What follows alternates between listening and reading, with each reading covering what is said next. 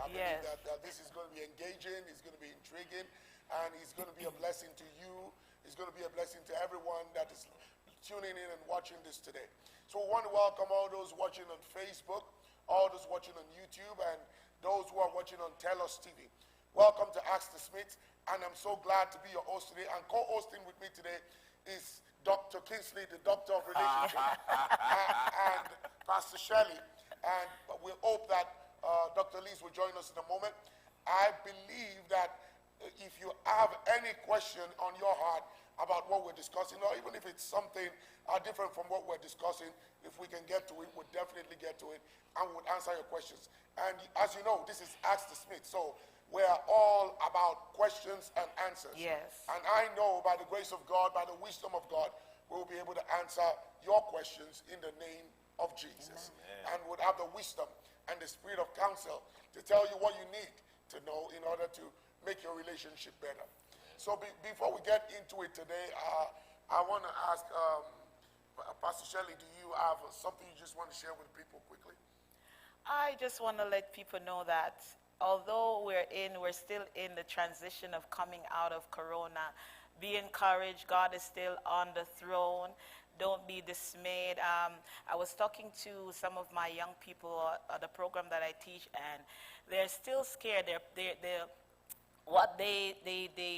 reached out and they said that there's still people out there that are really still scared of Corona. They're afraid to leave their house. And I just want to encourage you that, you know what, no matter what it is, Corona, we're still going through the transition. I just want you to be encouraged that God is on the throne. Fear not. God is on your side. Amen. The Bible says in Psalm 91, no plague shall come nigh thy dwelling. As you continue to press in, seek God, know that no plague will come nigh thy dwelling. Amen. Amen. Pastor Kingsley? All right, before I go on to say what I have to say today, we just want to apologize. We were not here last week. I know some of you didn't get a message and you tuned in and you missed us. But guess what? We're here now and you're going to have fun today. We promise you that. And again, secondly, what I just want to say is that, look, with the lockdown, which not been over yet, I still need couples to understand that this is the time to build your relationship. This is the time that you probably now, the restaurants are open. If you can, just want to take your spouse, take your wife, take somebody in there and give them a treat. Give them a treat. Make them happy again. It's not just about sitting down at home, as Pastor Shelley said. I know people are afraid of going out, but hey, God has not given us the spirit of fear. Yep. And He has given us spirit of sound mind. Yes. And we shall know that even in the Bible, 365 times, Bible says, do not fear. So why would you be afraid now? But guess what? You're going out with your beauty, your wife or your husband. Take them out, spoil them a little bit. If you don't want to take them out to the restaurant, why don't you just set the living room or set the dining table as if you want to give them a treat, and give them the treat of their life, and God will bless you as you do so. Amen. Amen. Amen. Amen. Glory to God.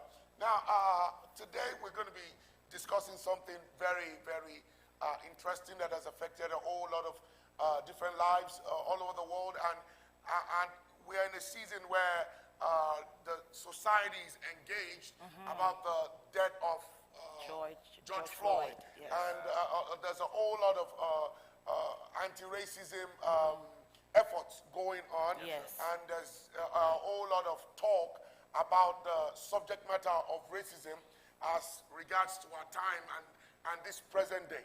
So we don't want to be left out of that. We want to weigh in as well, but in the area of relationships. And we want to, maximize the moment and get people to know that racism is not godly. Yes. Racism is not even human. It defeats the purpose of humanity, because humanity is one.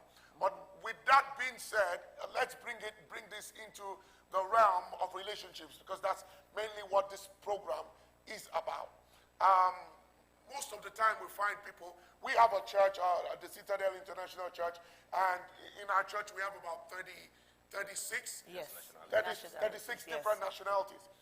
People from all walks of life, people from different backgrounds, people from different continents.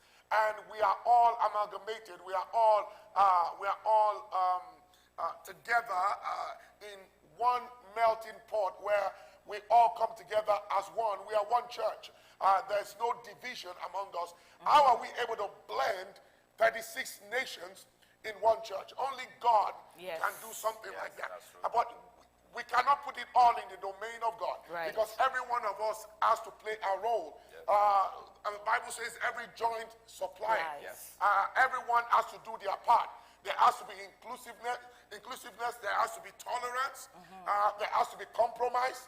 And above all, there has to be love. When there's no love, there cannot be unity. We all have to put in a quota of sacrifice, of tolerance, of dignifying one another, of representing one another, and staying strong with one another.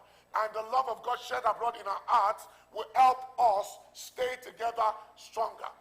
Once we are together with one mind, with one spirit, just like the day of Pentecost, the apostles were all in one room with one accord, and the Bible says the Spirit of God came. That Spirit of God is also the Spirit of love. So if we can stand together, which we do, we exemplify that in the Citadel International Church. We haven't had any intracultural or intercultural conflict in church. Our church has stood strong all through these years. It's 10 years this year, and we're still going strong. And all these nations, nationalities, and backgrounds are in this same church, and we work together. We do great things. We're a church of many colors, and our colors shine brighter and brighter and brighter. Now, with that being said, what about relationships? We have couples, in a church where you have 36 nationalities. Then definitely you have families and couples who are blended, who are intercultural. So we want to speak about that today, and a few other issues that go in line with that. We have people who are from different backgrounds and different nationalities who have married each other. There are challenges that come with that. We'll touch on those today. But there's absolutely nothing wrong with that. Now, that's my opinion. That's not to say that's Pastor Kingsley, Pastor Shelley, and Pastor Lizzie's opinion. But I believe there's absolutely nothing wrong with it. I believe it can work. I believe you can do great. I believe you bring variety to the relationship. But some people say, I don't know how they say that. Come on, say it again. Let oranges go with oranges, apples with apples. Grapes with grapes. Grape with grapes. Some people think, let people marry from the background that they're familiar with. So I'll let Pastor Kingsley weigh in on that. Before I go into that, I just want to say something. You remember when Isaac was to get married? Abraham did something. He said they should go and get a wife from a particular location. So that means this is not just about, some people still believe, because if Father Abraham could have practiced something like that, that means there is something about it that makes it that, definitely, you need to marry from your place. I married from my place. I married from where I came from. Not because, although basically, first of all, I'm married outside of my community. Like, myself and my wife, we are from different states and all that. And usually where I come from, they prefer you to marry from your state. So my wife's state is a lot different from mine. And when I told my mom I wanted to marry from there, she was like, excuse me, is there no girl within your area? Is there no girl within your vicinity? And I said, oh, no, ma'am, see, this is the woman I met, and this is the woman I love. And based on that, until quite recently, when I mean quite recently, probably 2 years ago or a year ago, I still believe that if I'm given a second chance, I will still marry from where I came from. But until the day I listened to a message from Dr. Lanre Smith, and it actually changed my mentality. And I realized that it's not about the color. It's not about the skin color. It's not about the tribe. It's not about the language you guys speak. The most important thing is, first, is the person God-fearing, and secondly, do you love that person? So that is the two questions that I have, and that's what I'm going to ask my children. I don't care if they marry white, red, green, blue. The most important, as long as they're not marrying somebody from another planet. But as long as they're marrying somebody from this planet, yeah, definitely, I'm okay with that. The key question is, is the person God-fearing? And secondly, okay, and which is most important, do you love this person? And when the person comes to meet me, and I'm going to ask the person, do you love my daughter? I'm not going to ask him, where do you come from? All right, so that's me. So. I agree, sir, because growing up, I was always told, you better not go and be marrying anybody outside of your culture. You better be marrying a Jamaican. You better be sticking with a Jamaican, because I'm from Jamaica. Even growing up and started to date, I had the perception in my mind that, you know what, you better stick with Jamaican. Coming to, especially to Canada, to Edmonton, my friends will say, you know what, don't you ever marry an African man, they will beat you. They will do all manner of evil to you, especially those Nigerians, you know. Those Africans are the ones that beat, they are the white beaters. Hey. Sir, that's what I was told, you know, Right, especially the stigma was on the Nigerians. Don't you ever marry a Nigerian, he will beat you. He will do. So I had that when, you know, when I wanted to get married, I would be like, nope, I don't want any African man. I'll stick with my Jamaican man. But until, you know, the Lord opened my eyes, the bulbs went toot, right? It opened. I'm like, Jamaican men, they beat also. Yeah, they do. They mistreat their wives also. They do manner of evils to their wife too. But then coming under the leadership, under the tutelage of Pastor Lanre and Pastor Elizabeth, I opened myself. And now I'm married to a Cameroonian, right? Hallelujah. So we're coming together as one unit. Yeah. I would say you are a good example. Your husband is also here, and I'm sure Brother Peter agrees that there's nothing wrong, and it would work. Yes, if it would. That's God's yeah. will. Yes. Pastor Kinsey already gave us the recipe. Yes, sir. Is the person God-fearing? Yeah. Does the person love you? Exactly. And thirdly, I would add one more. Do you love that person? Yes. Yeah. I believe if those are obtainable, then definitely don't look at backgrounds and nationalities, because if you have those three, you can make any relationship work. I married from where I come from, obviously, not because I'm prejudiced, not because I'm against marrying from somebody from another background, but because that when I got married, I was in Nigeria, and I'd never been anywhere else. Okay. So it's only obtainable that I marry somebody from where I come from. Welcome, Dr. Liz. Welcome. Dr. Liz was something else yesterday. Pastor Kinsey, really? You need to look for that video and watch it. Awesome. That was spectacular. Yes, very. I'm still waiting for that on the news. It's coming, sir. It's coming. Great. So, Dr. Liz, you want to weigh in on this? What are we waiting on? What do you think about intra-cultural marriage? Man, will you marry a white person?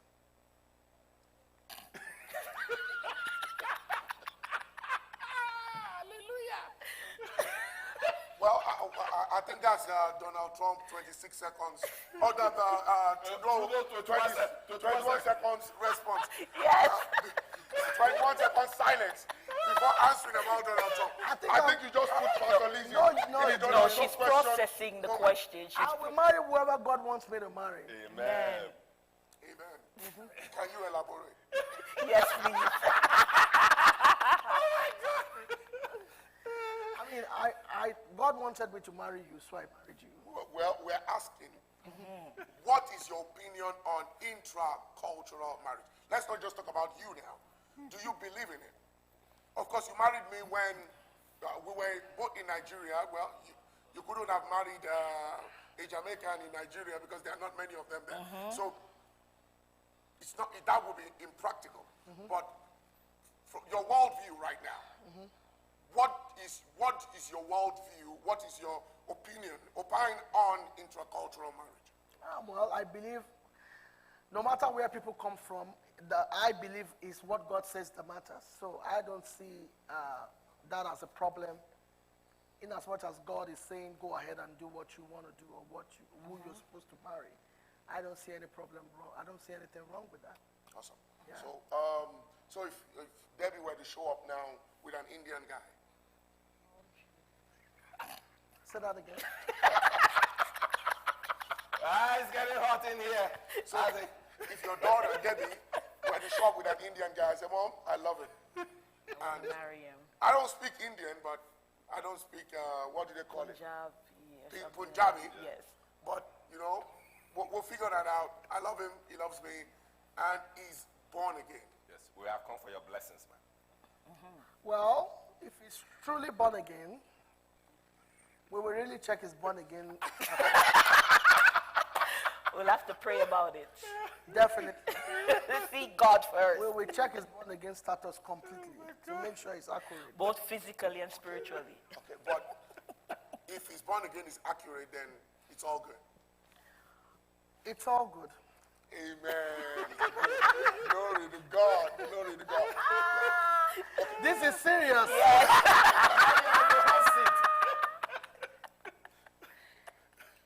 It's all good. It's all good. Okay. I mean, if both people love each other, if the guy is a Christian, I won't kick against it, because that was very prevalent in our house, In your family. in my family, and it tore all of us apart for several years. And we've learned our lesson from our parents, and I won't repeat it in my family. Amen. So whoever my child brings, in as much as is a Christian, I will give my blessing. Amen. Let's clap to that. Let's Hallelujah. clap to that. Yeah, this is awesome, because I just put my wife in public spectacle, and we just made a public pact here that whoever our children bring, if they are born again, Yeah. if they are God-fearing, if they love one another, then it's a go. It's a go. Yeah, It's a go. it's a go. World, you just heard our pact this this afternoon. Now, I don't know why you are stressing on this issue, Pastor, because I know you are very liberal, but on this issue, I'm not. But Don't say too much before we say you're prejudiced. I'm not prejudiced. Okay. But I mean, the person has to be a Christian. Yes. That's important. That's no for me. If it's not Not Christian. No, it doesn't matter where they come from, as long as they are Yeah, Christian. they are strong Christians. that's something Not just a church goer that we is will not that is compromise. speaking it. Yes. That's right. We agree. That's right. So let's talk now about, we all agree now, it's all good Yes, sir. to marry outside your culture, to Yeah. marry outside your background, because the only culture that is important is the culture of Christ. Amen. And once that is settled, then it's all good. It's a go. I have several couples in church here who married interculturally. Yes. Interculturally. And I wouldn't lie to you. It comes with its challenges. Yes. Just like every other thing. Even if you marry somebody from your culture, it comes with its challenges as well. Yes, that's true. So we would not say because there are challenges, then we would not allow love to prevail. Right. So it comes with its challenges, and we want to talk about some of those challenges. That's okay. So I'm going to put Pastor Shelley on the spot now, Yes. because you are the only one among us here who actually married interculturally. So can you tell us some of those challenges? When I got married to my husband, I could be very stubborn when I'm ready. So Now, stubbornness is not cultural. It's not a cultural thing, is it? For no, Jamaicans, it's not. Pastor Shelley makes it sound as if it's a cultural It's thing. not. No, I'm going somewhere. I was very stubborn, and when we got married, I will always be cooking my Jamaican food. Wow. And my husband, he could say, I could eat anything. Then one day I heard him complaining to mommy. Complaining to mommy that he's always eating Jamaican food. So mommy pulled me at the side and said, why can't you learn to cook his cultural food? You've been around me for so long, you don't know how to cook, at least cook some egusi, cook some jollof rice or something. And I'm like, why? Why can't he eat my food? Right? So mommy had to break it down that he's from a different culture. He's not used to your culture. right? You have to adapt to it. And it took me a while to get out of it. Because of my stubbornness of like, why can't he eat my food? Yes, I'm the woman of the house. If I prepare something for him, he should eat it. Which he does, but he will still complain. But I had to go and learn how to cook some of those dishes. And trust me, now that I'm cooking the egusi, that's all my husband wants now. Wow. To be eating egusi. Thank you, Mommy, for teaching me. So that was one of the challenges. Now in Jamaica, the women... Hold on, Pastor Shelley. Yes, before you sir. go on, I think we need to deal with that first. Yes, sir. Challenge first. Yes. So as we can all hear it, you can all hear it. The culinary aspect of marriage Yes. is mainly an issue in intercultural marriages. Now, don't trivialize this, because this is huge. Yes. A man's belly is the way to a man's heart. Right. If you're married, if you're a woman, you're married to a man from another culture, the food is an issue. Yes. Now, don't condemn me for what I'm about to say, but I'm going to say it anyway because I always say the truth. Now, if I were to consider marrying somebody outside of my culture, if I wasn't married, that would be one of the reasons why I might think I won't do it. Why? Because until now, I hardly can eat any food that is not from my culture. Wow. I wouldn't even try it. I've lost friends because of that. I've lost acquaintances because of that. I had an Middle Eastern family I was close to when we just moved to Edmonton. And they invited me to their house for dinner and prayer. And I went in there and I saw all this Middle Eastern food, lots of garlic. I despise garlic.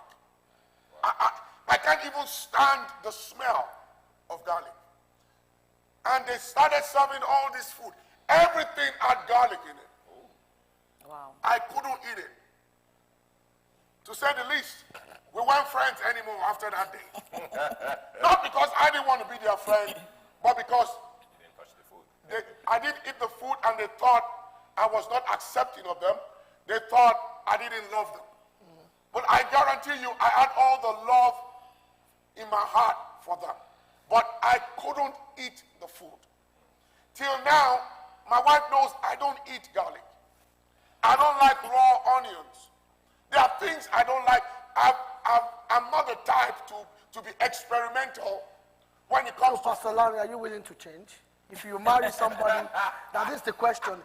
If you marry somebody that is not in Nigeria, what would you do? So, like somebody is asking right here now, are you asking us to Only only cook to their cook their food? Because I'm married to you, you are from Cameroon, then you have to cook Cameroon food all the time. Now, this is what I'm saying. I'm going to restate. I might not marry somebody from a culture whose kind of food or a culinary or whatever we want to call it, I cannot stand. That means I might not marry them, not because I'm prejudiced against them or I don't want to marry somebody from where I come from, but because if I marry them, I'm going to be malnourished. No, you will you will not be malnourished. If you love someone, you will sacrifice and eat that food. Yeah, love conquers all. Love You're conquers telling me all. I'm going to eat the food I despise for the rest of my life? Yes, sir. You will get to love it. No, I will never love garlic. No, you will. Sir, the person is born again. They are born again. I love that. Now, because this is exactly what you did to me when I married you. What did I do then? The first day of our marriage, I fried you eggs. And then what did you say? You said it's not like your mother's egg. Hallelujah. Hallelujah. Now. I think that is so wrong, you know. No. It's not about no. You need to blend. You need to adapt. There are things we compromise. No, there's nothing we cannot compromise for love. Hey. Babe, Oh, Bob.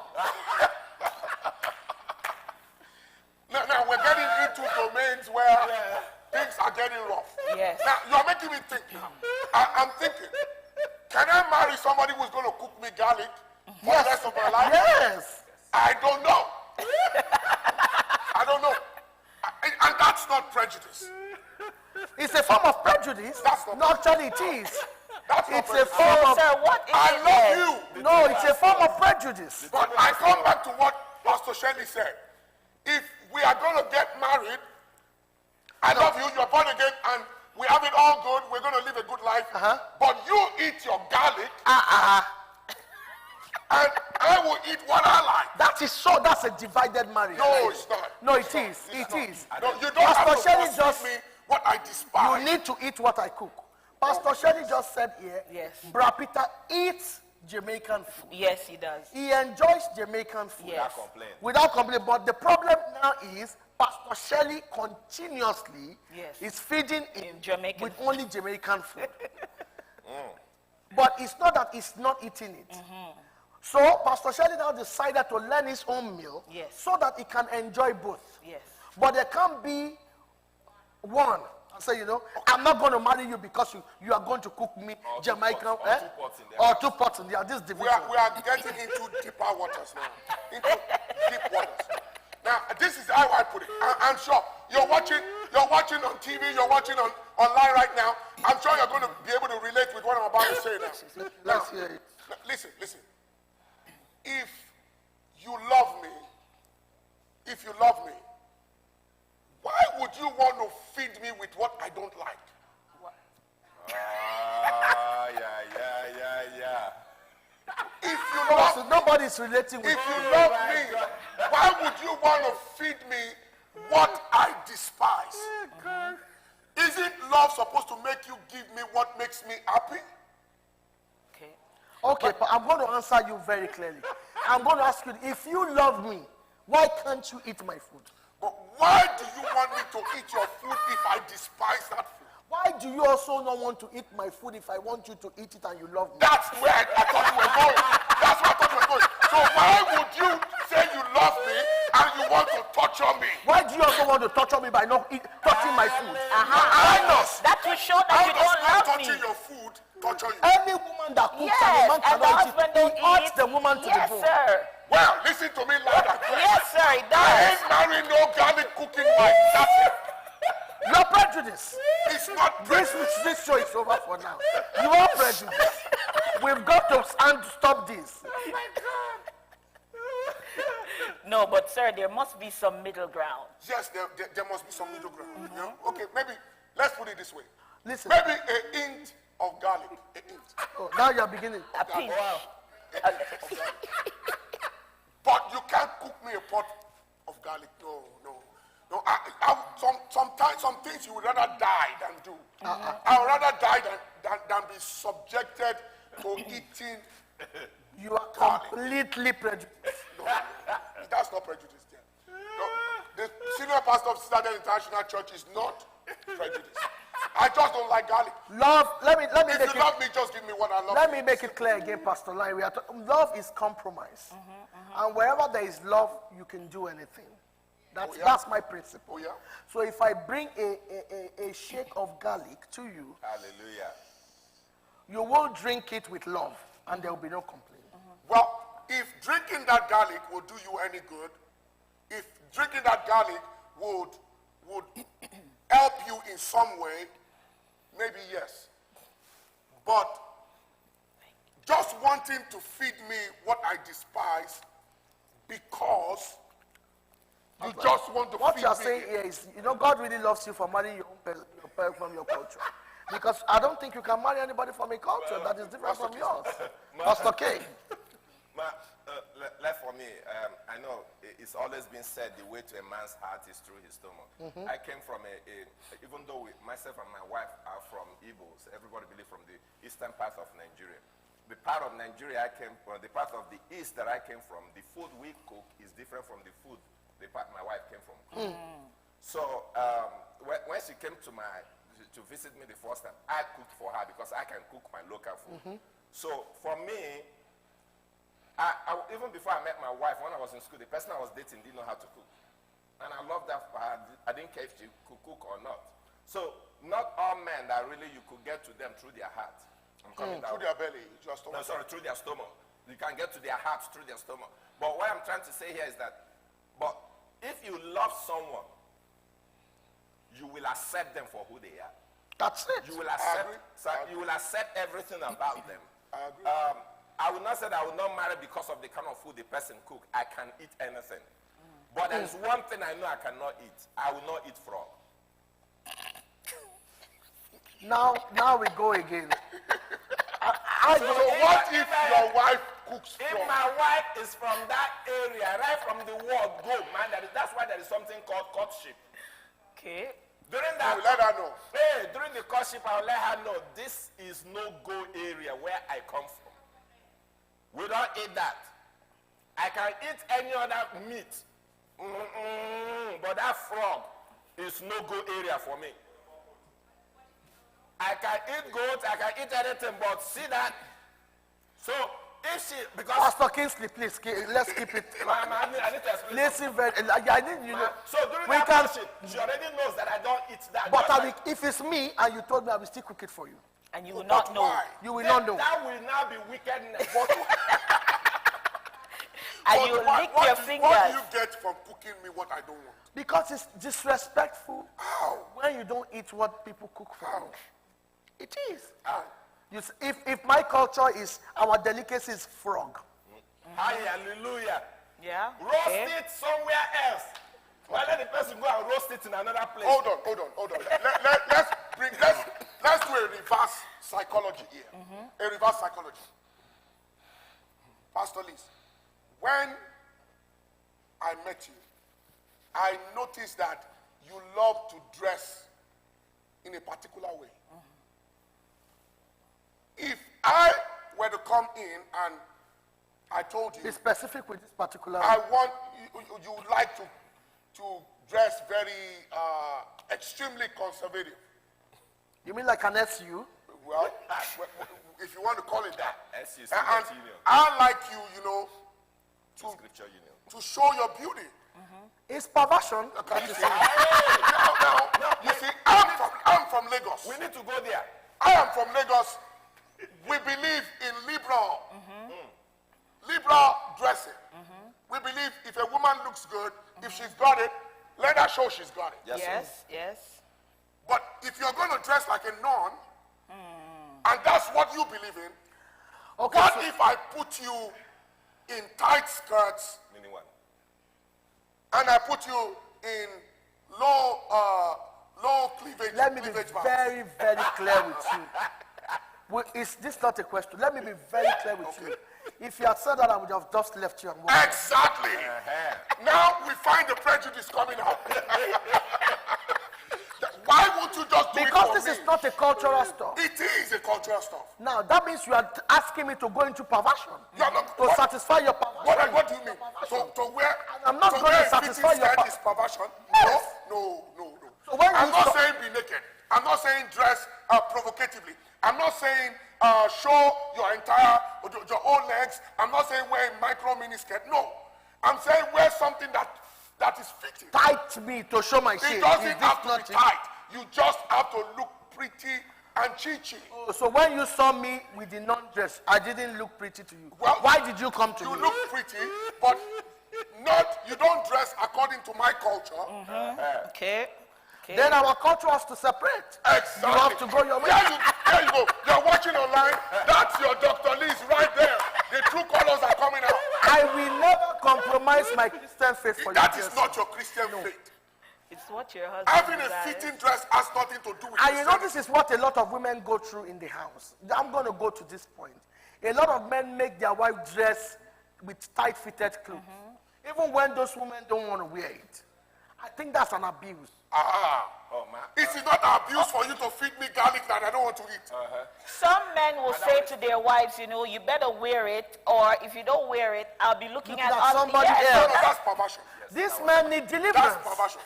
But what I'm saying is, if you love somebody, you don't make them do things they despise. They need deliverance. You know, unless somebody's life depends on it, unless it's going to help somebody's life improve, you don't make somebody you love do something they despise. Yeah. It's as simple as that. That is it. I can't make you wear fitting dresses, You have tried. but I can't make you wear. It's just that fitting wedding. I'm not ready to compromise. You are not ready to compromise. Yeah, Did never. you say you are not ready On to that level, never. I'm not. compromise? No. Now that's If you want me to wear it for you, if you, Pastor Christy, that is extreme discrimination. it's I not. buy my own white jeans. I buy her what I want her to wear. She will wear it for you in the house. What does that mean? Okay, just like Are we going out to the house? night nurse. And a man decide now after watching the show, he say, "Whoa, my wife, I need you to wear night nurse." He said, "No, excuse me, in the house, oh, no, excuse I me." don't want to be perverted. That's discrimination. You know, I think they've turned this discrimination to something. It's not. You started it. You open a can of worms. Yes. And you should be ready to take what you get. It's Ready coming to see out. what comes out. Yeah. Because you need to understand. I believe. Listen to me. We might disagree on this, but listen to me carefully. You're watching. Read my lips right now. Listen to me. I believe if you love somebody, that's my definition of love. If you love somebody, you don't make them do something they despise. That's true. That's it. If we got that figured out, then I can marry anybody from anywhere. But for you to feed me what I despise, I am very careful about what goes into my mouth. My mouth is one of the holiest places in my body. Audio more. I'm careful about what goes into it. So you have to respect that. And that brings us to the issue of respect. Yes. You love somebody, you respect them. That's true. That means if you are married to somebody from another culture, you've got to respect their culture. As long as it's not in conflict with the culture of Christ.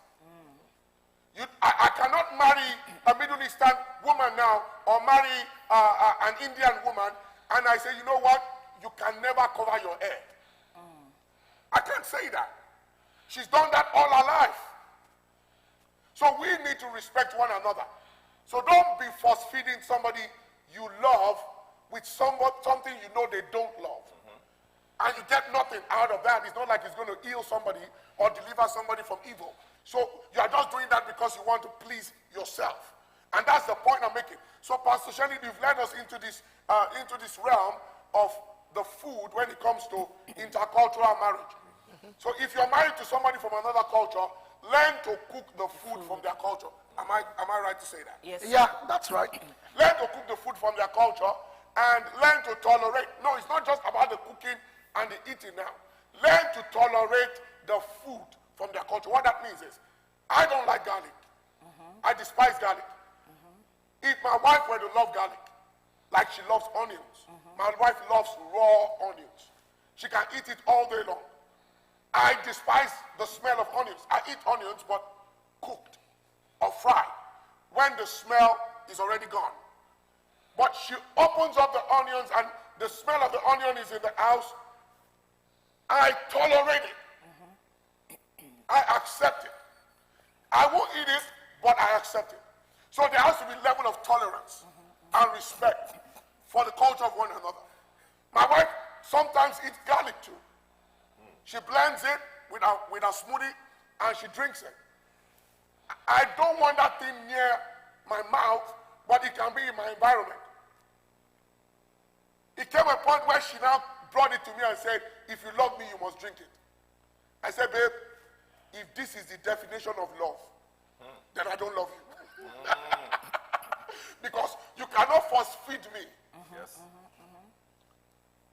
For no reason. I think I'm going to go biblical with you because For no reason. you are the king You of cannot you are force feed me king of what I despise. So I'm going to go biblical with you, Pastor Lanre, or just to give you an advice that whatever God said before you, the Bible says eat without question. So whatever I said before you, You are not God. God was speaking to Peter because Peter was calling what they gave him unholy. So whatever he said before you, the Bible says eat it. You have There just, is you not have just God- answered your own It's question. not God setting the table before you. It's man. You have just answered your own question. Peter was calling the food Unholy. I am not saying garlic is unholy. You are discriminating it. I'm not saying garlic is unholy.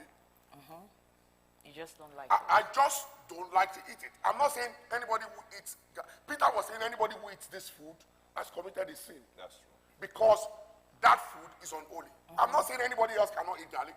I'm not saying you shouldn't drink garlic in your smoothie. There are some things you blend in that smoothie that only heaven has to come for me to be able to even come near that. There's a day you came and you blended bitter leaf. Oh. Blended bitter leaf. Hallelujah. And you made me drink that thing. Oof. Then you know that I love you, man. Oh my goodness. Oof. Because I will, not of my own accord, will I ever it's drink good. It's good a for you. smoothie of bitter leaf. Yeah. Not for no reason. Is it a healing balm? So, bottom line, Bitter leaf. we all agree here that we need to respect one another. Yes. So, Pastor, tell us, is there any other challenge with intercultural marriage? Respect in the terms of my husband is culture, the woman will come and it was Worship. It was very challenging for me. It's still still getting there. I haven't broken through yet, but I'm getting there. Like to worship, serve me my food. When we got married, I'm like, why can't you go and serve your own food? Hallelujah. You know, honestly, I'm being straight with you ladies on this line. Why can't you go and serve your own food? No, babe, you have to understand. And he will say, babe, you have to understand me. This is my culture. This is what I'm used to. I'm used to women coming and serving me. So at one particular time, I'm like, no, you have to get up and serve your own food. I'm not going to. I will go and dish my own food. Right? He will go and dish his own food. That's when I was young in marriage. Now I'm matured. Okay? Pastor K, what do you want to say to that? Because you know, my husband, sometimes he'll go and complain to mommy and I don't know. Then mommy will pull my ear and say, listen, you're my daughter. You've been under me for so many years and you're not doing this. You haven't learned anything from me. And then I decided to change. Now because I have learned those things, Pastor K, I am serving my husband. There's times when we come home and I'm tired, and he'll be like, babe, I'm hungry. I'll give him the eye like, so don't you think I'm tired too? That's what I will say in my mind. Don't you think I'm tired too? Why can't you? But then I will get up and do it. Because that's him, so that peace can reign in the house. Because he will say, you know what? You don't respect me. You don't understand my culture. This is what I'm used to. So we decided to, you know, we are learning each other. So that's why I'm saying one of the things that we as women, when we're in intercultural marriages, we need to learn each other. Men, learn your wife, the culture that she's coming from. It's not only about your culture.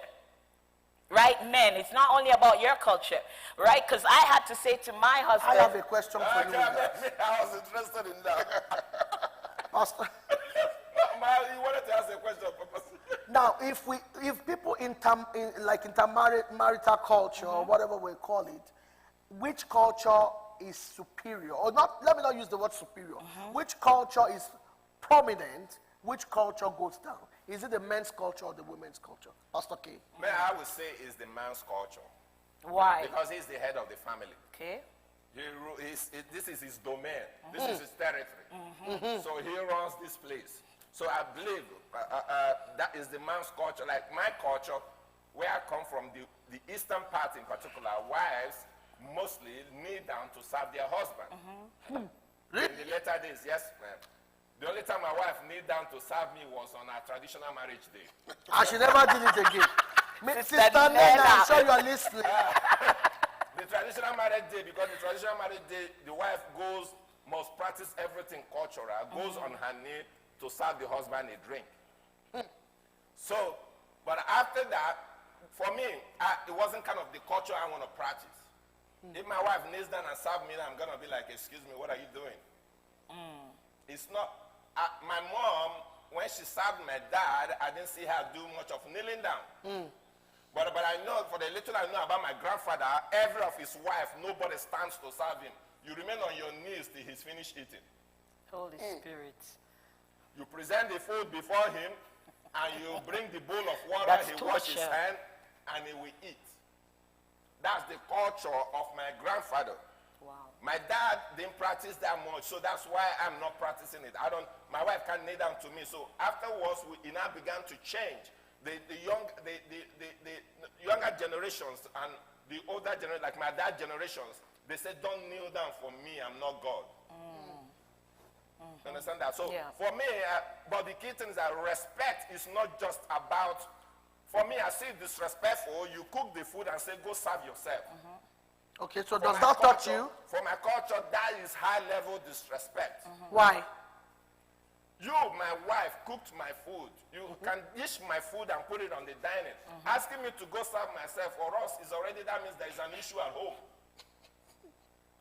In your culture. Sister Nadine is saying In your here, culture. Sister Nadine is saying here, what Pastor K is saying right now is abuse. Well, it's not an abuse, it's culture. But as I said, we don't practice that in our house, but for you to cook, you finish preparing the meal, you serve yourself, you say, go help yourself.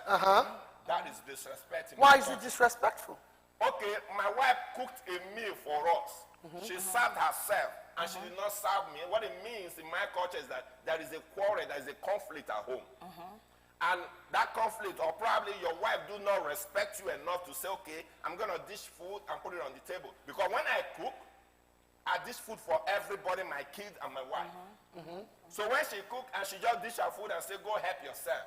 For me, for my tribe, even up to today, is disrespect. So what if you marry a Jamaican that doesn't understand that? She will understand before we go to put the ring in. Wow. Before that ring gets into the hand, I'll make her understand my kind of culture, because she must have tried it. The issue is that people overlook Oh, things. Bra Peter is saying that's right, Pastor K. Drive it. Yeah, people tend to miss some things, because during courtship, the things you overlook, and you expect the man will, definitely the man will get over it. He never gets over it. You overlook it during courtship, because when you cook and you tell the man, go get your food, he say, no, you're supposed to serve me, and you're going to laugh about it and just do it once. Say, afterwards, I'm not going to do it again. No. Watch that thing, because in that kind of culture, like if me and my wife goes out for program, if she has the kids with her, if I have to dish my food, I dish my food and hers, and I bring it to her. If I'm sitting down, I check the people from my part of the country, especially people from eastern part. When they go for events, most of them don't get up to serve themselves if their wives are there. It's only on rare cases that they go. But for me, I go to get my food. I don't wait for my wife to get my food. Most of them sit down, their wife have to serve them. It is not just respect. It's cultural, and it shows I love my husband. For us, we see it as it's not just, we say as a level, I love my husband. So it's only when, if somebody else brings food to me to eat, I won't eat it.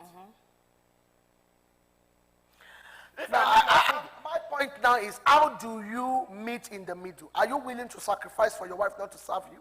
See, I never said Good question. all true that my wife had to serve me. Like, if I cook, I'm going to serve my wife. I don't have issues with her. But what I'm trying to say is that my wife stayed in the kitchen, cooked the meal, and served herself, and said, go help yourself. That is where the issue comes in. What's wrong with that? So are you willing to make that compromise? That means, based on that, Your culture. my mentality, that part of my mentality is not yet wiped out. That part in my brain that says, if your wife fails to serve you, she doesn't love you enough. So food is the one that is determining, or serving is what's determining your love, the love for each other. Because if you cannot take food, if your wife can't serve you, and she's not giving you the food, she doesn't show you how much she cares about you. I'm bringing the food to you to show how much I care about you. And that's why most men from the eastern part will not take food from another woman, because it signifies I love you. This is serious. Sister Nadine is saying that is why Caribbean women are told not to marry African men. Yes. Culture is night and day. I am your wife. I am not your slave. Go serve yourself. Okay. Wow.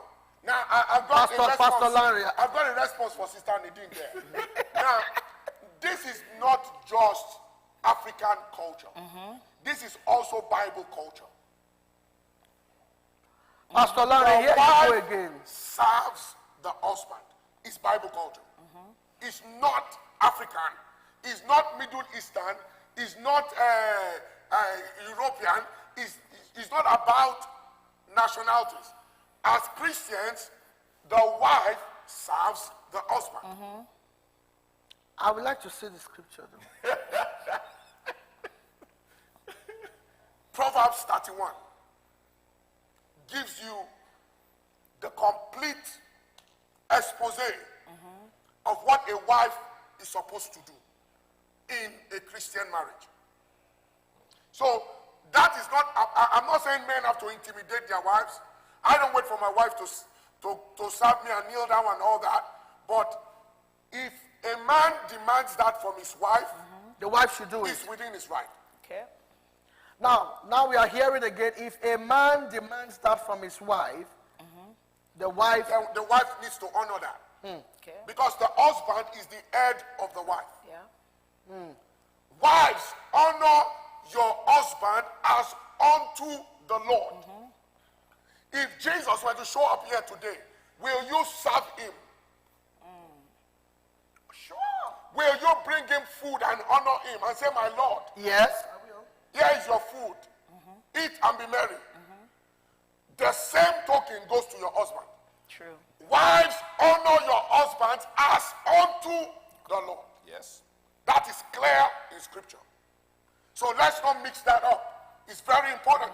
If your husband wants you to serve him, I'm not saying become the slave to your husband, but if your husband wants you to serve him with honor and respect, he wants his food in a particular kind of way, make sure you oblige, because it is your responsibility and your duty to do that. So the wife has to throw out her own culture, or some of our cultures. Definitely, I've already said this in the beginning. Your culture has to submit to the culture of Christ. The only culture you practice is the culture that is not in conflict with the culture of Christ. Okay. This inter cultural marriage, it's a tough thing. Yeah, before you I'm telling you the truth, and not because of prejudice or anything. I'm going to say, if you're going to marry somebody that is not your culture, learn the culture and know that you can a little bit abide or conform to that culture, so that the marriage does not break. Right. Because what is disrespectful to you might not be disrespectful to the other person. Exactly. What Pastor Kingsley is saying here, and if you cook and say, go serve yourself, to you it's very disrespectful. It doesn't show that the woman loves you. And to the other person, it's normal. So every culture, and I'm going to speak to women, you need to learn your husband's culture, so that the husband is happy. A happy home is always very good. Everybody must be willing to compromise, so that the relationship can continue to stand. And I agree, because I have learned that over my husband we're going to be 4 years this year in July, and what I said earlier was in the beginning, and I have learned. I have learned. So when we go home, especially if we're in church late at night, when we go home, I will say, you know what, babe, what do you want to eat? And I'll serve him. Even though I'm tired, I'm showing him that respect. Now, he put it just now that last night I didn't want to serve him because I was tired. And he eventually, I said, babe, he said, aren't you not going to serve me? I said, babe, I am tired. Brother Peter is a very cultural man. Very cultural. Very cultural. So, I had to adapt. Don't finish my daughter. And I said, babe, I'm very tired. So I went and I sat down in the bedroom, and he came. You know what he came with? Some banana chips, some plantain chips. This is your dinner for the night. So I looked at him and I started to smile. But eventually, because he saw that I was tired, he went and he prepared food. Oh, that's good. And he brought it to me. So we're learning each other. I'm from a different culture. He's from a different culture. Over the years, we have learned each other. Right? So when you're in an intercultural marriage, learn each other, learn each other's culture, learn your husband's culture. As Pastor Doctor of Relationships said, the husband's culture takes precedence. So I had to learn, because he's the head of the house, I had to, as mommy always says, submit. She still tells me that, submit. Yeah, submit. and a lot of people are having problem with this cultural stuff, especially the aspect of respect. Yes. I want us to dig into that aspect of respect. A lot of cultures are having problem. I'm going to use a classical example right now. Now, a Ghanaian man is a West African man. Yes. Married to a Namibian woman. How does this, because whenever I'm explaining to my daughter, you are rude, she doesn't understand what I'm talking about. She's saying, what's going on? How am I rude? What did I say now? for me, the way I want to put that is, it depends on the man. Culture aside, there are some things a man will see as being rude, and there's a thing a man will see that this is not rude. Okay. But there are things my wife can do with me and to me when we are alone. But when my siblings are sitting there, she can't try it because that's rudeness. Okay. Explain. Okay. Please explain. So are you saying she behaves one way when you are together? No, like When they are alone. When they are alone? me and my wife, we can talk. We can talk to each other the way we like. We crack some jokes and we can talk to each other. When she's mad, she can tell me what it is that made her mad, and she can raise her voice and whatever when we're alone. But God bless her soul, my younger sister will not stand you disrespect any of the brothers. You understand? So, okay, let's take this for example. Me and my brothers, me and my elder brother and my younger brother, we call our mom by her first name.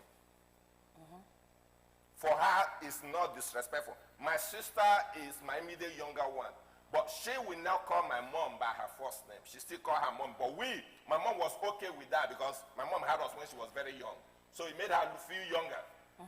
We call her by her first name. So my wife noticed this, that I call my mom by her first name. And one day we were together and she now we were discussing and she called my mom by her first name. I said, woman, stop. I don't have issues when we are together. But if you make that mistake in front of my siblings, He will fire you. I will wait before I calm them down because they will lose it on you. Okay. You understand? So those kind of things then. So it depends on them. It always depends on the man because what I love, okay, ma'am, I can wake up. My wife knows one thing, that I can cook from 8 a.m. to 8 p.m. I will be on my feet. But she knows one thing, that I will not do the dishes. That is not where I can stand. So what we do is that when I'm cooking, she's doing the dishes. She knows I will never do the dishes. But I can stand and cook and all that stuff. But see one part in there. If we're in a family house where everybody is, You can't cook. I will cook, but not that I will cook all day. Because I don't want a situation where people are looking, because the key thing is family. Family comes into marriage even when you don't want them to come into marriage. Very correct, very true. When you do not invite them, they invite themselves. Somebody will just go ahead and say something that, it's like this guy is a slave in his house. I believe maybe the wife cannot cook. I don't want people, because you can do anything to me, I don't mind, but never disrespect my wife.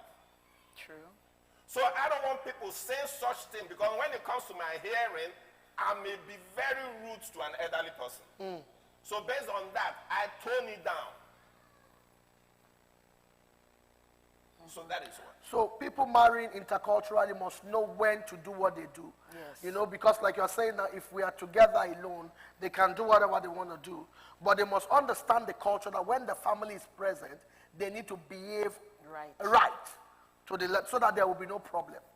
Because if they don't behave right, they stir up a problem.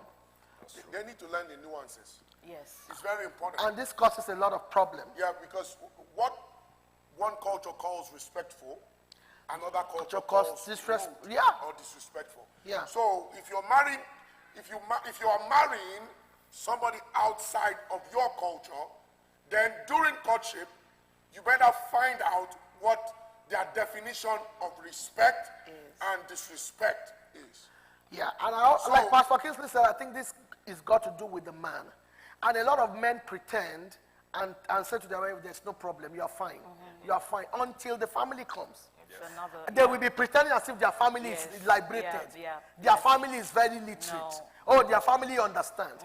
And if you don't borrow yourself a regular brain or common sense, you behave like that, they will scatter that marriage. Because that man is not thinking right. He's embedded or swallowed with love. Yeah. And at the end of the day, your mother or your father will not take that this way. They won't. It's a game. They won't.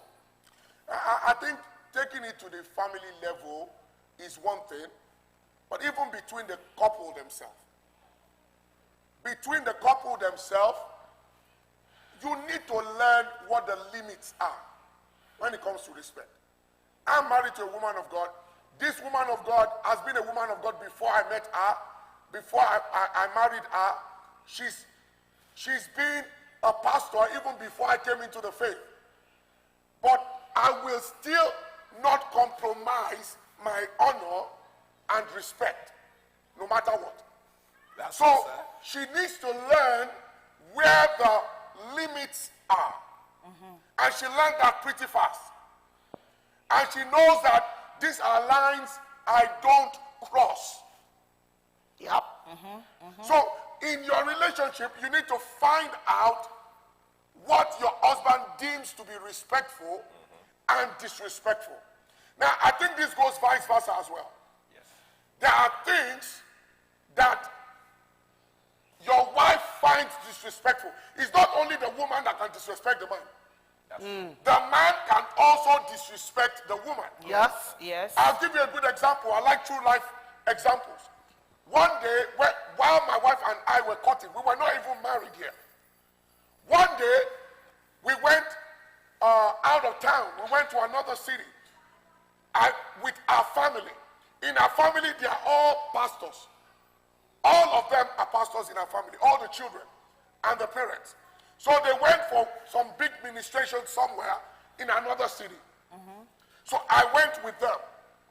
And at the place of the ministration, my wife was to go up with her family, and I wanted to ask her a question.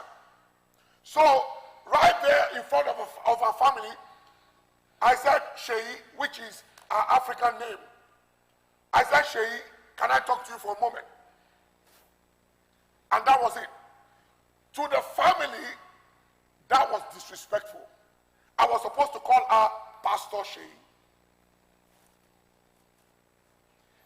And they called her to the side after the fact and spoke to her, you need to talk to this guy you're dating, not to disrespect you like that.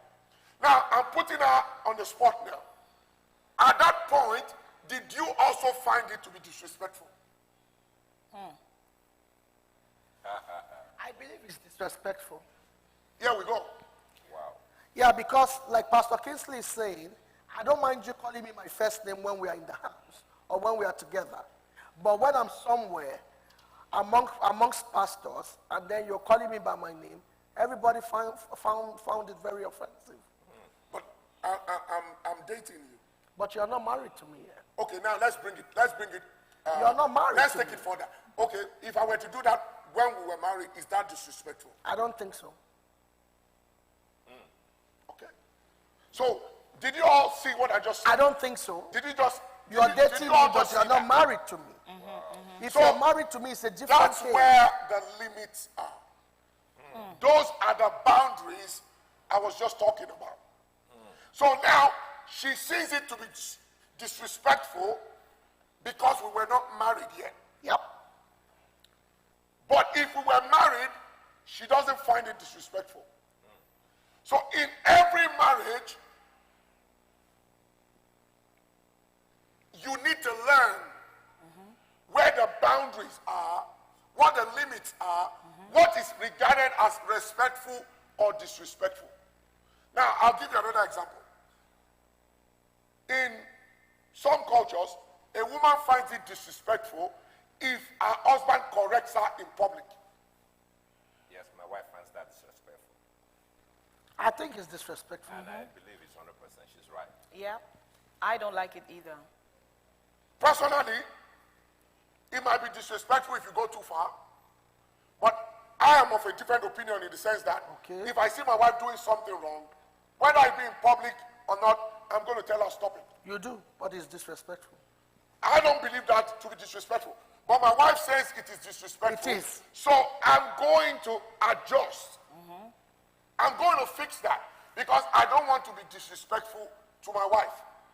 So you're watching this today, you're learning something really important. Yes. It's not about how you feel or how you see it. In order for you to be tolerant and respectful of other people's culture, it's about how your spouse sees it and how they feel about it. Yep, yeah.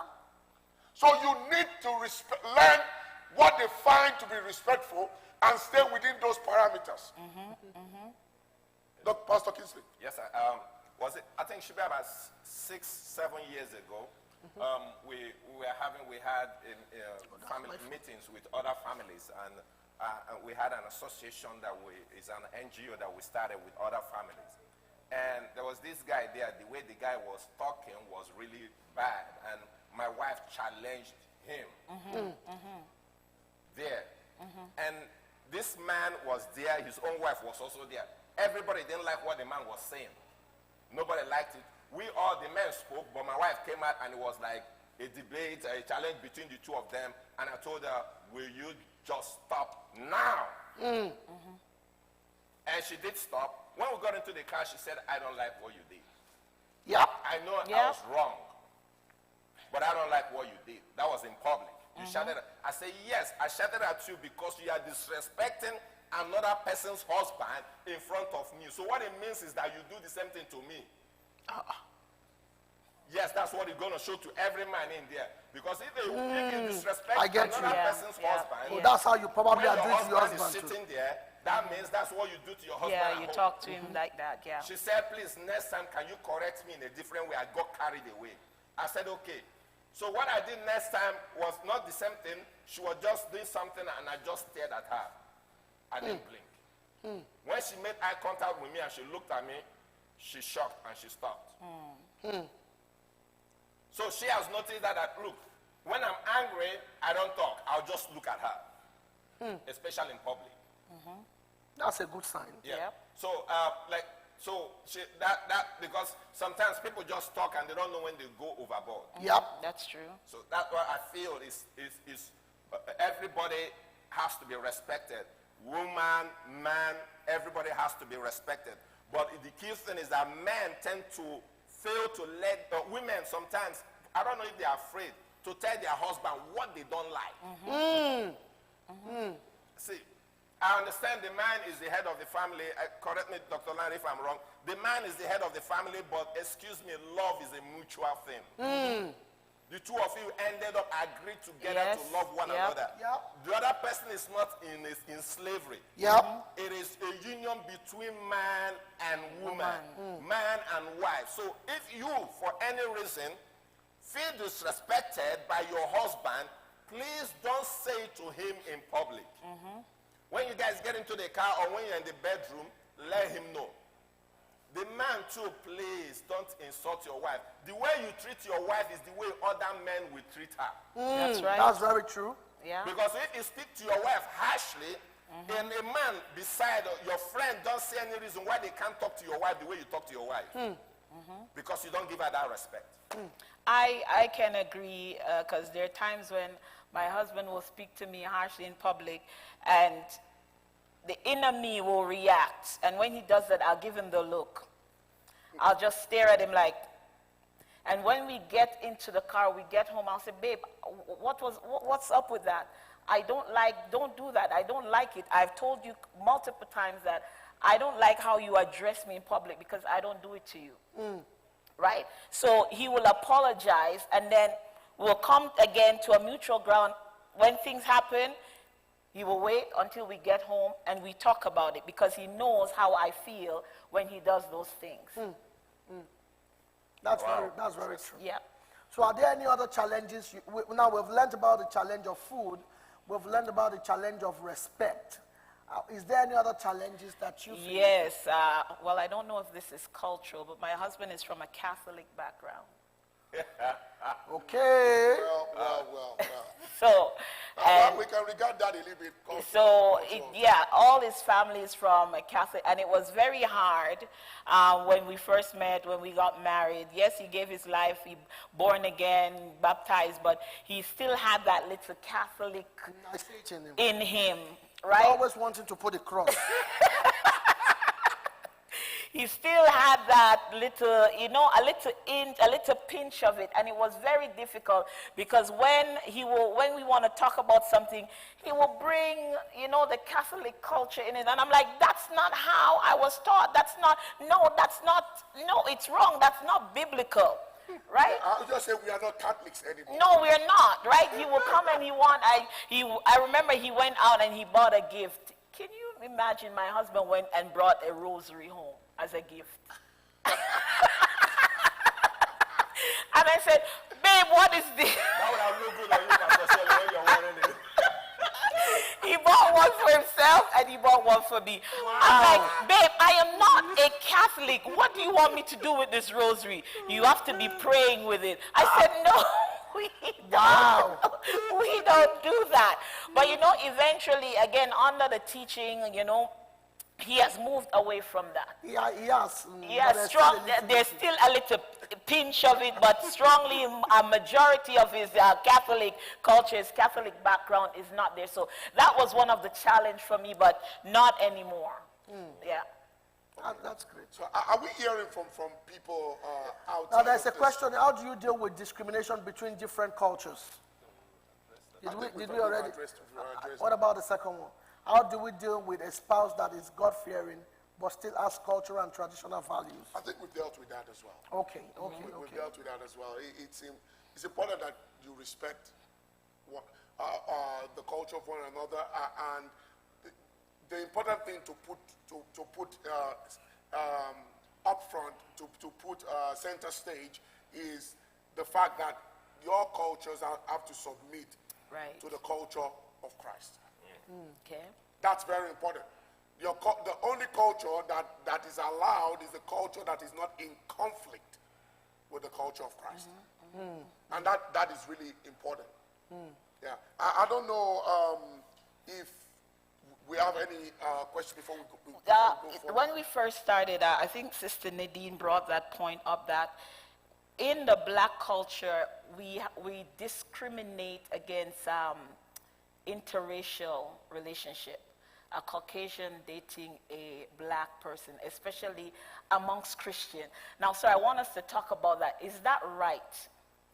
In Christendom, is that right for other black, sometimes when you see a Caucasian guy walking with a black girl, or a black guy. Probably thinking, look at him. Yeah, why did he marry this person? Maybe he needs papers, maybe he does this, and, so it's a stigma that is in the black culture, right, that we need to get rid of. But how do we, especially if even for black women, they Yes. think if a black man go marries a Caucasian, they believe the Caucasian is taking their men. Exactly, right? So it's a big problem.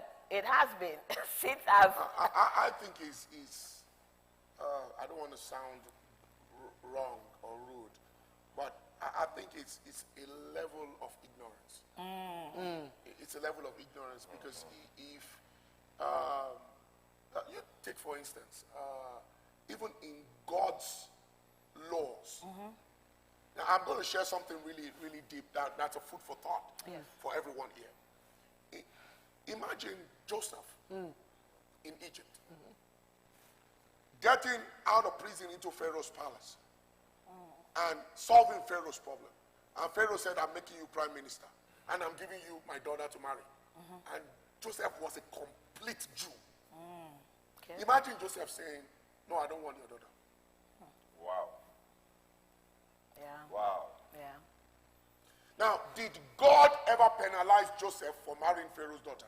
No. Did we ever think about that? No. Was there an exception to the law? Now, if God can tolerate that, Why can't we? and Joseph was still a man in covenant with God. Now, can we now imagine we as humans, we as ordinary people, looking at another race and saying, that's our man, or this is our woman, why are you going to marry outside of your race? You're living in Canada, for God's sake. And you find marrying, you're black, you find marrying a white person strange. You find it not within the parameters of your cultural acceptance. There's a problem with that picture. You should have just stayed in Africa, Yes. or stay in the Caribbean. You are in their country. Imagine the sons of the sons of Naomi in Moab, saying we will not take Moabite wives. What would have been the legacy of Christ? Because that Moabite called Ruth was the great-great-grandmother of Jesus Christ. Amen. We need to be careful. Many people lose their opportunities. Due to racism. They lose their destiny. Tribalism. To racism. Tribalism. They lose their family. They lose If you so find much people things. love one another, white or black, if God has brought them together, let no one put Asunder. Amen.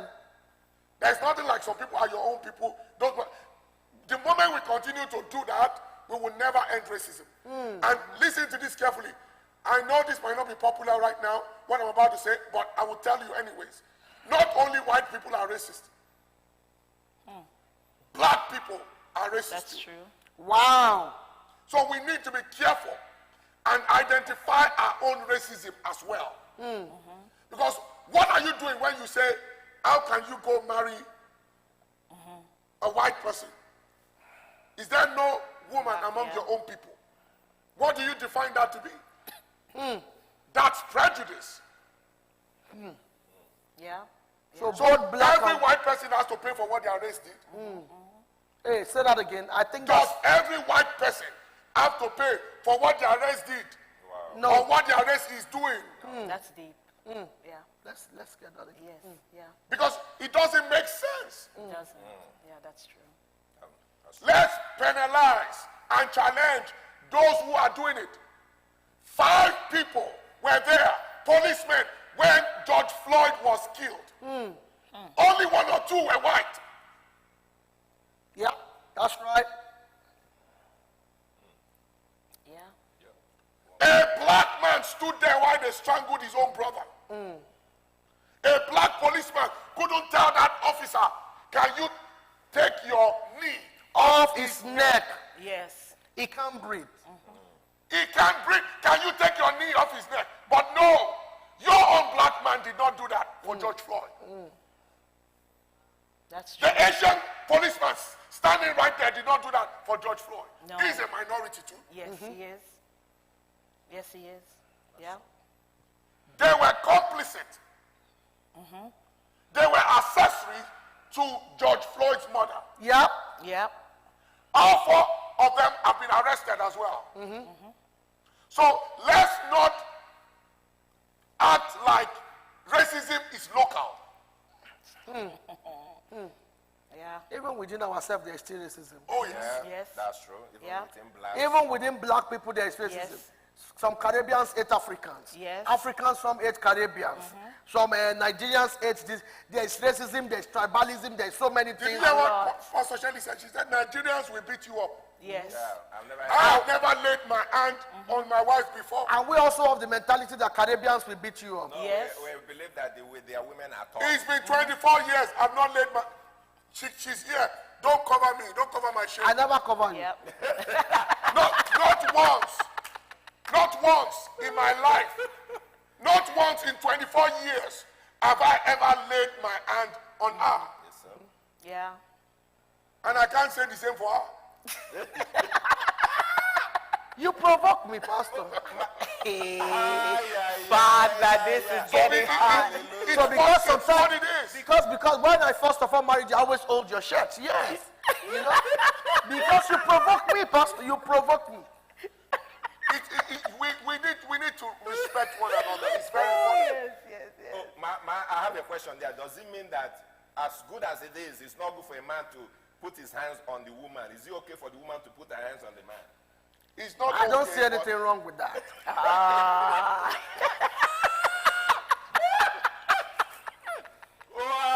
How can I beat Pastor Lanre as big as this? I look at my muscles. They are so small.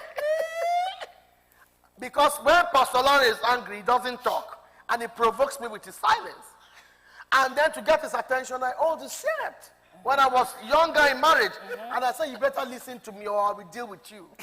And there's one particular shirt I have never thrown away. Every time she's getting mad, I bring out that shirt. Are we doing this again? That is so wrong. If you kept a shirt for over 18 years, Memories. to keep a bad memory of what I did, that's so wrong. It's just a leash. Yes. A control A mechanism. leash. A control mechanism. No. Are we doing this right now? Are we doing this? Are we holding my shirt again today? Really? Pastor Lanre, But we need to respect one I'm another. going to throw that shirt away. So somebody's asking, Pastor Shelley, how do you convince your husband to leave his religion? It wasn't convinced, it was through prayers. It was through prayers because it was very difficult. My husband, he still wanted to keep his Catholic background, but I went and I prayed. And I got my husband to start serving in the house of the Lord, and he's Amen. still serving in the house of the Lord. Amen. So it's not convincing. I didn't force him. It was through prayers. I said to God, the Bible says, he that findeth a wife findeth a good thing. I said, Lord, my husband found me. I did not find him, so you have to change him. And through prayers, he changed. We got him to be serving in the house of the Lord, and he's still in the house of the Lord with me today, bless God. So it's through prayers, okay? Amen. Yeah. And good mentorship. True prayers, true prayers. Yeah. Dr. Lanre, I think this question is for you. How do you deal with in-laws that are always in your business and marriage? Well, hindsight is 2020. I would say you would have seen that sign during courtship. No, I'm not going to say that. No, You would no, have seen that sign. If you are in courtship, if you are in courtship and you see that they are meddling too much, and you see the guy stands during courtship, you will know, you will have a good picture of what your marriage is going to look like. And if that guy is always not protecting you during courtship, don't marry him. You are in for a trip. You are going to be in a messed up marriage. In most cases, you never see the sign. You don't see the sign because Actually, you of don't family. know, Pastor Yes, Lanre, you never see the sign. Yes, I've seen that because you don't spend much time with your in-laws both ways before marriage. It's gone are the days when before you get married, your wife goes and spend 1 month with your mom. In my place, No, I don't think you have to spend 1 month with somebody's mom to know. If a guy is calling his mom every day, and they are on the phone for 1 hour every day, That's true. then you already know who you are marrying. If a guy, I'm going to really define what you are saying, Pastor Lanre, to the last. Okay. You don't see. How do you know that the in-laws are going to be in your business? because they would have been in your business before you went, Really? they will be telling you what they want to What see if they were in not your there? wedding. What a lot of in-laws are they pretend. Pastor Elizabeth, I don't Secondly, completely agree. I'm telling you, they pretend. Secondly, even the men, they don't even know their own family. Yeah, that's true too. They don't. They never do. You sitting here, they never do. They'll be telling you their sister is a Saint Michael, Angel Gabriel, Angel Raphael, this one. They never do. And when the wife complains, they will tell you, I don't know who to believe. Yeah. Another Do you thing- want us to go there? I don't know what you're talking about, man. Oh. We need to go forward. Let's go there. We need to go Now, forward. I have a question. If your wife complains, man of God, this question is directed to you. All right. And your sister-in-law, I think I'm in trouble today. Yes, you are. if your wife complains about your family, and then your own sister or brother tells you a different story, who do you believe? Or who should you believe? This direct to you. My putting my senior pastor on the spot. I will tell you this clearly. Biblically. I'll tell you, no, there's no biblical matter in this. Oh, no, but we have been taking the Bible No, out. there's no biblical matter. This is a matter of fact. If that were to happen, my sister tells me something, my wife tells me something, I will look at the facts and the evidence. Okay. I'm listening. I will look at the facts and the evidence because my wife is not beyond error, my sister is not beyond error. Okay. I'm listening. Now, if you So ask, you don't believe I think both. you are asking the wrong question. You don't believe You are both. asking the wrong question. Can I get you to help you to ask the right question? Okay. The right question is simple. If you are to choose one between your wife and your sister, who would you choose? It's not. That's not my question. Then if that is not your question, if you are asking if who I'm going to believe between my wife and my sister, I will tell you, I will look at the You will not facts. believe anyone. I will look at the facts and Want the to go to evidence. doctor of relationship. Facts and You evidence cannot be of what on this has issue. transpired. Pastor Lanre, you scored 0 over 100. I'm going to go to Pastor Kingsley. What should you do? Okay. Should you believe your sister, or you believe your wife, or you should? I don't know. I need clear answer. There are two answers to that question. First answer is, how long have I been married?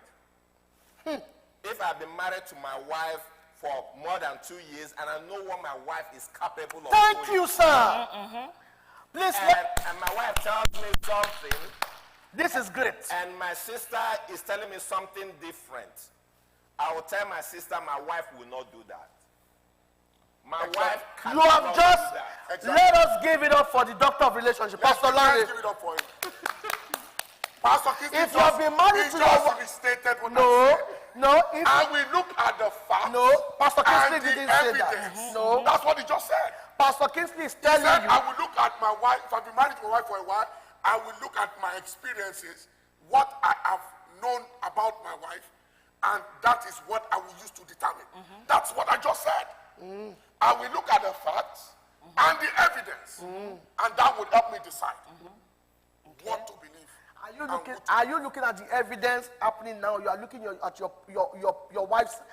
What Pastor Kingsley is saying is looking at a record that my wife Those cannot are do the this. facts and the evidence. So it does not even need to deal with the present evidence because it does not make sense because that record has not been in the wife's record. Evidence is not just correct. Evidence is anything that has transpired. Facts are everything that has transpired. So I will look at all that. Listen, if somebody told me now that my wife got angry when somebody disrespected me, and my wife tells me, but I wasn't angry, I will find that a little bit hard to believe. Because she might not know that she was really angry. Because if you disrespect me, my wife will be angry. So I have just looked at the facts and the evidence. I've seen she will not tolerate an ounce of disrespect for her husband. So if somebody were to come to me and Don't be patronizing me with that statement. Don't try to patronize. You know you can't patronize me. I'm not patronizing. Don't patronize me. I'm not patronizing. This I'm question stating is it a as it is. question that disturbs a lot of marriages, and it needs to be dealt with. How do we deal with in-laws that don't like that don't like the spouse that get into your business? It's the person's responsibility to deal with their family. Which responsibility? If you are the wife and your family is meddling, you deal with your own family. If you are the husband and your family is meddling, deal with your family. Protect your spouse. Yeah. Final. That's true, but the men never see their family and they never accept what the spouse is saying. Amen. I think that's why my question is so cogent. My question is very clear because it's what is happening to a lot of people listening to me right now. When the men never believe their wife. My dear, Pastor Lanre, let me listen, when the men never listen to their wife. When the men decide to investigate and go on FBI investigation time. Without believing the wife.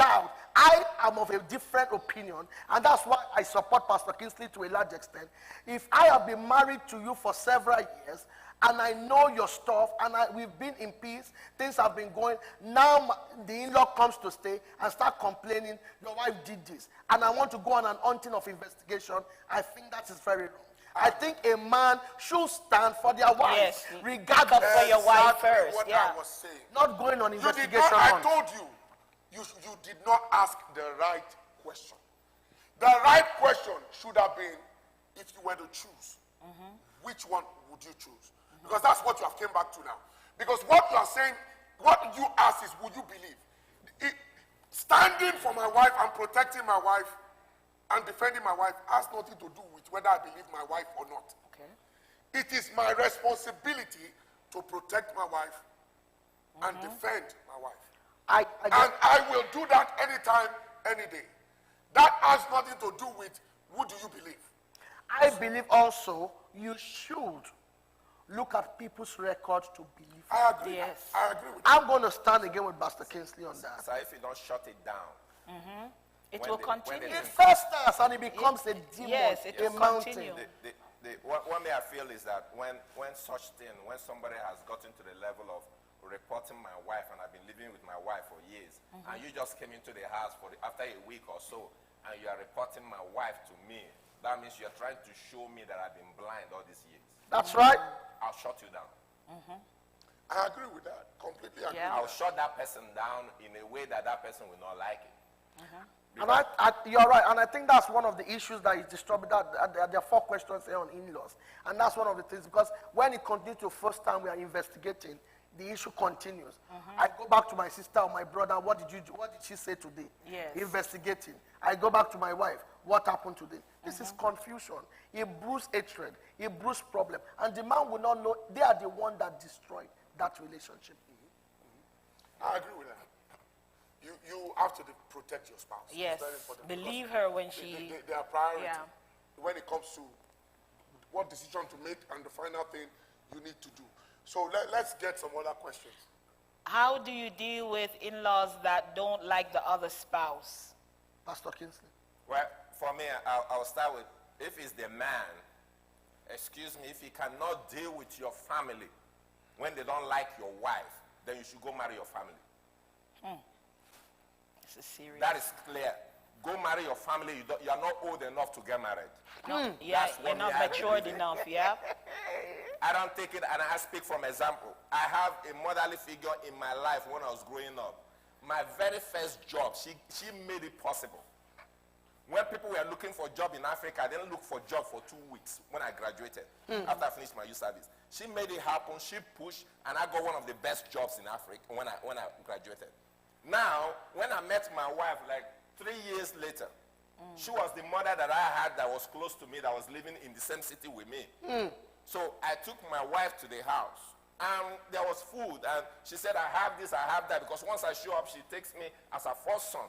There is this food, there is that food. I said, no, the other food, I don't want to eat it. I don't want to eat our local soup. I want to eat rice today. And when I went in to get the food from the maids, and she looked at my wife and she said, wow, you've changed Kingsley. He used to like our native soup. How come now he's only eating rice in my house? So I didn't know what happened. So when we now left, my wife now told me, then we were still dating. She now told me that, this is what your auntie said, though. Next time we go there, please make sure you eat the native soup. I said, really? She said, yes. I said, okay. We go home. I visit my auntie every Sunday. She knows that is where I go to. For the next 2 months, I did not show up. She called. I said, okay, I will come next week. She called. I said, I will come next week. And she just figured out there's something wrong. Then she now called my wife. And my wife said, let's go. And I came. We went in there. Since then, she became my wife's best friend. They became she realized that, oh, I don't have control over this son of mine. She still calls me son till today. I don't have control over this son of mine, but I think this woman can get to him. So when you don't do that at the initial stage, then you're giving them enough strength to be able to intimidate your wife or do anything to your wife. So any man who cannot protect their wife, who cannot defend their wife, then that man has issues. Then now let's go to the other part. This part is that women are prone to love their family. I don't know, it's because God said man should leave his family. Okay. Women tend to, I know Dr. This is not going to like this. Women connect deep into their family. Men hardly have issues with mother-in-law. Why? Because we tolerate. That's not true. We see it as nothing. That's not true. We see mother-in-laws. That is just not true. Mother-in-laws don't shake men. That Mother-in-laws cannot intimidate That is us. just not true. But women have an issue. They still get attached to their mom. Sometimes they get very attached to their dad. And because of that, you are looking at the man. The man is not acting like my father. You don't pray like my father. Yeah, I love that. Yeah.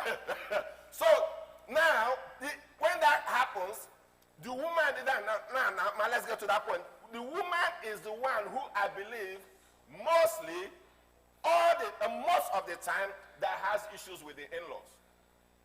But if the man catches that problem and shut it down, the man, when he sees the in-laws acting somehow, his own in-laws, he speaks to the wife. He never confronts the in-laws. Yeah. Most times when women have issues with the husband's people, she confronts the husband's people. I don't think so. Okay. Pastor Kingsley, I'm going to back you up on that to let you know that's not. If your husband is talking to his family, why would you confront the family? Yeah. It shows here, if a man complains about my parents, I talk to my parents to behave right. Mom, you better behave. Don't let me lose my marriage. Dad, put yourself together. But men never talk to their own. I think these men of this generation, they are boys. Which men? I can agree. I can jump in. They are too fearful to tell their parents, don't do this. I'm going to use my example. When my mom or my dad complains about my husband, I tell my mom, stop it. I tell my dad, don't go there. Oh, they went further to say, oh, this guy must have given you something. I said, sure, he did. I give them straight. But when it came to my husband's turn, he's investigating. Oh, so what do we see here? If I'm not cultured, I wasn't brought up right, then I confront his family, which I never did, because I have a man that can't speak for me. He's got to finish his investigation until he speaks, and that investigation can take 3 years. But for me, if my mom they know they don't go there. My mom is alive. She can listen to this. They know it's a no-no. Don't even mention that name. They know it's a shutdown. Don't try it, mommy. They don't. I don't even want to hear it. So they know. I wish most women can be like you. Because the key thing is that they don't address their parents. But men, as I said, any man who cannot address his own parents, then he should go marry his parents. But the issue is that women need to address their parents, because most times you always compare your husband to Their father. The other sister's husband. Yes. And all that. Yes. And Yes. your husband is not doing as well as your younger sister's husband. But- Your younger sister sent you. Yeah, it's all your about husband has not seen comparing. anything from you guys. Is he still working? Women don't defend their husband. And if you're a woman, you're listening to me right now, you need to start defending your husband. It's very important. On both parties, I think they should not open that door. Because at the end of the day, the two of you are left together. Parents have run their life. In fact, what they are doing, they don't even know what they are doing is wrong. Let me make it very clear to you. They don't know what they are doing is wrong. You see my mom can say, why is your husband walking like that? I'm like, how is he walking? He's walking with arrogance. I'm like, I look again, arrogance. I don't see. Look at his shoulder. I say, what shoulder is created? Do you want him to cut some of it off? So they don't know what they are doing. They are just looking for things to protect you. They are looking for things to say. They believe they are helping you. But at the end of the day, you are the one to give them the assurance that you are in a good hand. That's why I never blame any in-law. You are the one to tell them, you know, I married a good wife. Yes. Mom, I married a good man. Don't worry about me. That's true. If there's any issue, Mom, I'll call you and let you know. But for now, there's no issue. That's true. I tell my parents all that. I say, Mom, in fact, my husband is far better than Daddy. Wow. She will say, eh? I say, yes. Do you remember those complaints you used to do? I don't have that complaint. He's so great. He's the best. And then they started using me as a point of contact. But if we continue to open doors and complain, that's when they come in. That's true. I can agree with that. We have to defend each other. For example, my brother, when he came here, I'm the youngest out of 5. 4 boys, only girl. When my brother came here and he met my husband, he pulled me aside and he's like, this man, I don't trust him. Exactly, remember? I remember. Is he beating you? Is he treating you Is right? he treating you? Is he beating you? You know? Problem your brother with no six pack. So, you know, my brother, and I had to tell him, I said, you know, no, he's actually a good man. He is. He's treating me right. So my brother eventually got to know him. My brother will say, you know, every now and then when he calls me, he'll ask me, how is your husband doing? Is he treating you right? He actually calls him, how is Mr. Peter? How is he doing? Is he treating you right? Let me know if he ever switches up on you. And so vice versa, you know, because my brothers, they're very protective, especially Ernie. Because you are the only girl. Yeah, he's very protective of me. If I call him and I say, you know what, Ernie, something is happening, he's like, do you want me to come? He wants to fly from Jamaica to come here. And I said, there's nothing you can do. It's already happened, but he wants to come and defend me. So said Pete, a particular time when we just got married, I overheard him talking to his sister, his elder sister. Secretly. And I'm like, she was asking me, she was asking him, so, you're married to a Jamaican, how is she? You know those Jamaican women, how they are. And I was boiling. I said, if my husband ever answered her the wrong way, today is the day. And she was going on, can she cook? Can she do this? Can she do that? And he actually answered and said, you know what, she's a good woman. Yeah. That shuts it down. Yeah, he shut it down. So every time she calls and she asks, how is your wife? Oh, she's a pastor. You know how, you need to be supporting her. You need to be doing this. They're actually on board now. Because before they didn't, my brother is married to a Jamaican. You know these Jamaican women. So it's vice versa. Yeah. In-laws will always get into your business. Yes, always. Whether you invite them in or not, they will get into your business. But how you handle it is what matters the most. Yeah. When? For one another. Yes, and when. Yes. And when? When is really Don't key. leave it too long. When is key, because the key thing is that initially when they come in like, oh, okay. Like as Pastor Shelley said, my sister is very protective. You can't talk to me or my elder brother the way you like. My elder brother too, before he got married, or maybe because I knew him, and when he started dating the wife, we are all living in the same room in school. So because we went to the same school together. So I knew when he started dating the wife and whatnot. And so the day the wife went and reported me, because she cooked something and I said it's not sweet. They were still dating. Wow. She went and reported me to my elder brother. And my elder brother said, man, you need to be careful the way you talk to this one. I said, this, what? Me and that woman had issue. We didn't talk for almost 4 years. Wow. I was mad. Who is this woman? She's not yet married to my elder brother, and she's reporting me to my elder brother. Myself and my elder brother were just about 2 years apart. Wow. So I was mad that period. And she knew. She stayed away from me throughout her stay in school. For the next 2 years in school, if I'm coming, she still goes a different path. Because I was like, yeah, we are not yet married to you, and you are reporting me. You understand? But over time, I just realized that, excuse me, what would have happened if that woman has talked to you?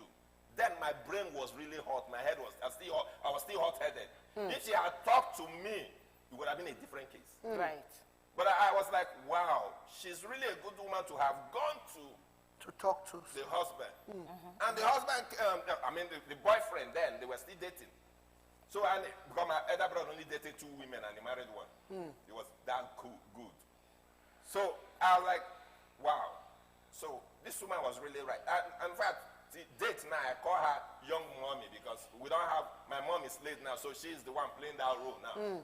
So I've seen the beauty in her, I've seen the best in her, I've seen the kind of person she's made of. Thinking back to then, which is about over 20 years now, I was like, wow, this woman was really mature then to have handled this in the right way. And then who am I to show up and say you cook what you cook is rubbish? You understand? So usually that will always happen all the time. Well, you just have to know how you deal with those things. So even when they got married, when I go into the house, she stays away from me. Like, no, 4 years, she stays away from me. Like, once I come visiting like this, like the wedding, when it was wedding period, she couldn't talk. When I told my elder brother, this is what we're wearing for wedding, she couldn't argue it. This is our wedding suit.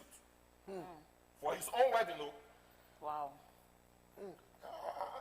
It happens. Family gets, they meddle, they try to get into your marriage and relationship, but you need to know where to shut it down. Yeah. Yep. You need to know Yep.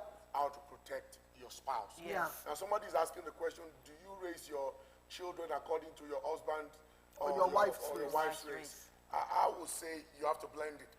Yeah. You can't dominate Yeah. one another. You have to blend it. Raise your children. It's a blended culture. Yes.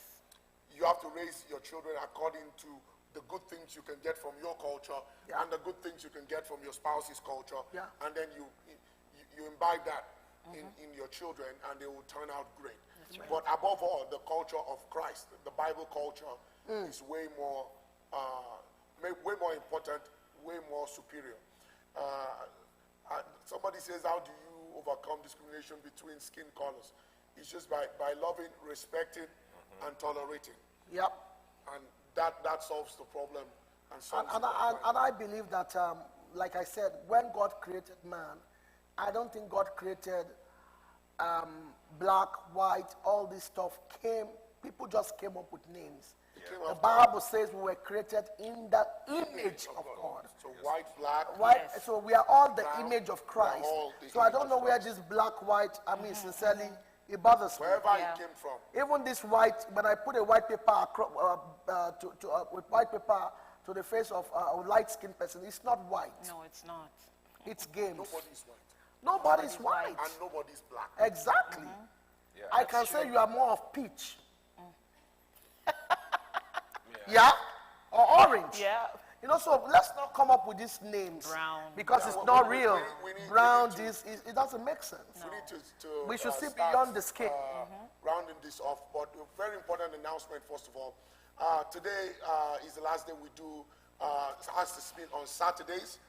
We're moving it to Tuesdays. Yeah, because So, the economy is opening back. Yeah. People are busy and all yeah, that. so we will not be meeting this coming Saturday. We'll be meeting the Tuesday Yes. after that. So we'll be having the program, the show, the Tuesday after that. So please mark your calendar. Don't tune in. 16th of June. Don't tune in on next Saturday. It will be the Tuesday after that on the 16th Of June. And it will be a different time. It will also be at 8 p.m. at night. 8 p.m. at night. So please mark your calendar. And we believe it's going to have a lot more people engaged, and it's going to be a good time for most people. We have been getting a whole lot of responses and feedbacks, and people are saying they need their Saturdays as well to run family time and do a whole lot of family activity and family chores. So we're moving it to Tuesday for two main reasons. The economy is opening back up.